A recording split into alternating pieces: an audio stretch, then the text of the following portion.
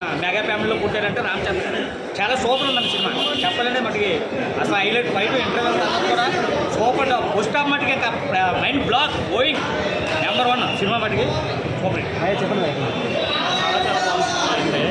First అంటే cult class వెళ్ళాల్సిన cinema just ఒక సూపర్ హిట్ ఇక్కడ ఫీలింగ్ వచ్చింది. ఫస్ట్ నెగిటివ్ చెప్తే ఫస్ట్ హీరోయిన్ ట్రాక్ పెద్ద నెగిటివ్. అసలు అది తీసేసి అసలు సినిమా హీరోయిన్ అవసరం లేదు. అది తీసేసి కంప్లీట్గా ఒక ఇంకా మంచి. But even though cinema first of all Charan గారి చాలా గట్స్ ఉండాలి. అండ్ సినిమా అయితే ఎక్కడ బోర్ అనిపించదు. 3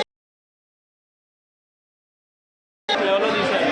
అంటే అక్కడ దాకా వెళ్ళాల్సిన సినిమాని ఇంకా. So first of all positive చెప్పాలంటే కనుక రామ్ చరణ్ గారు లిటరల్లీ వన్ మ్యాన్ షో అండి. మొత్తం క్యారీ ఫార్వర్డ్ చేశారు ఆయన భుజాల మీద వేసుకొని. సెకండ్ థింగ్ జగపతి బాబు గారు, ఆయన చాలా తక్కువ బట్ ఆయనకి లిటరలీ ఎమోషనల్ అనమాట. లిటరలీ